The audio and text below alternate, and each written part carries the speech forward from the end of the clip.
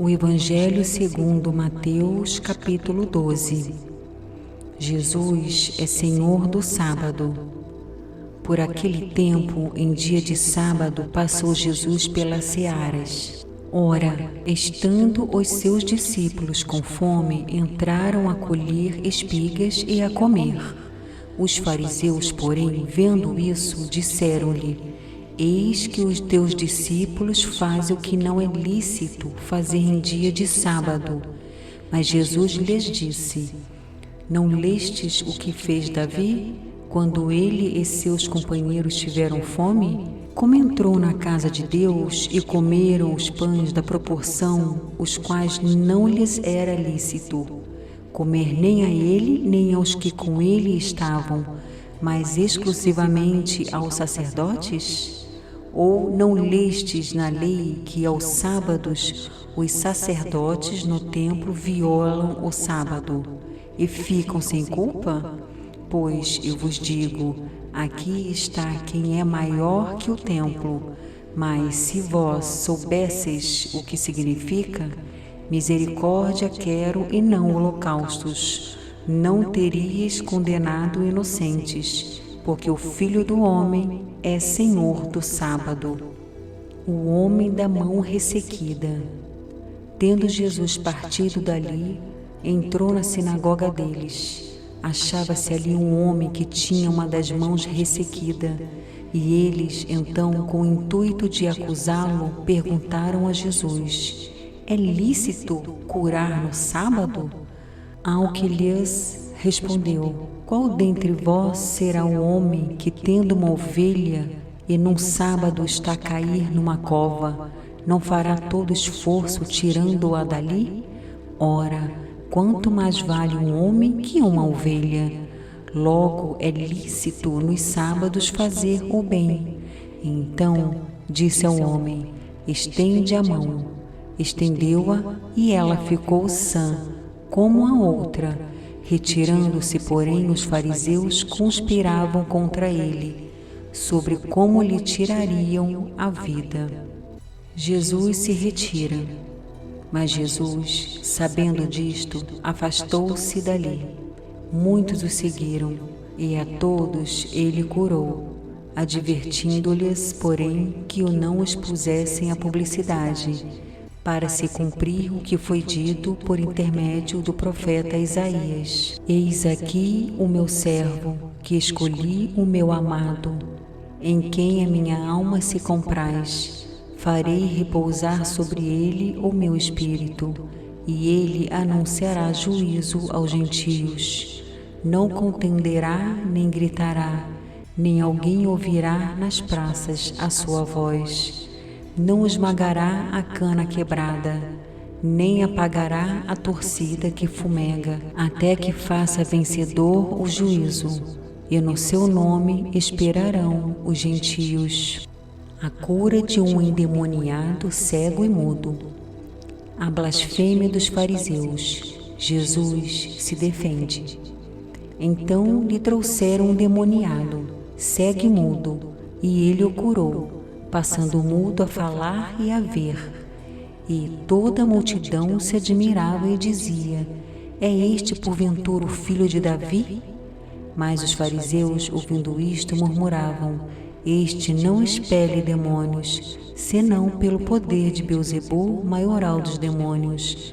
Jesus, porém, conhecendo-lhes os pensamentos, disse: Todo reino dividido contra si mesmo ficará deserto, e toda cidade ou casa dividida contra si mesma não subsistirá. Se Satanás expele a Satanás, dividido está contra si mesmo.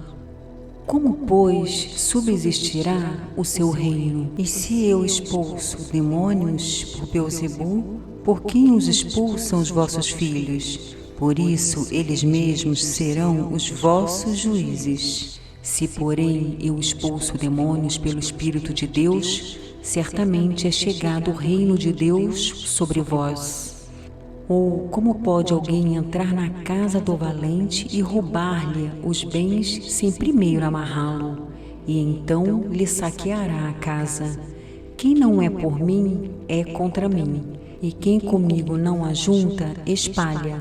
Por isso vos declaro: todo pecado e blasfêmia serão perdoados aos homens, mas a blasfêmia contra o Espírito não será perdoada.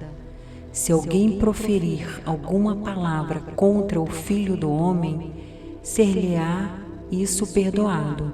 Mas se alguém falar contra o Espírito Santo, não lhe será isso perdoado, nem neste mundo, nem no porvir. Árvores e seus frutos. Ou fazei a árvore boa e o seu fruto bom, ou a árvore má e o seu fruto mau, porque pelo fruto se conhece a árvore. Raça de víboras, como podeis falar coisas boas sendo maus? Porque a boca fala do que está cheio o coração. O homem bom tira do tesouro bom coisas boas, mas um homem mau, do mau tesouro, tira coisas más. Digo-vos que de toda palavra frívola que proferirem os homens, dela darão conta no dia do juízo, porque pelas tuas palavras serás justificado e pelas tuas palavras serás condenado.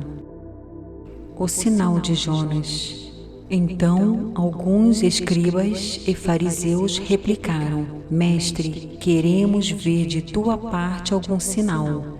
Ele, porém, respondeu: Uma geração má e adúltera pede um sinal, mas nenhum sinal lhe será dado, senão o do profeta Jonas. Porque assim como esteve Jonas 3 dias e 3 noites no ventre do grande peixe, assim o Filho do Homem estará 3 dias e 3 noites no coração da terra.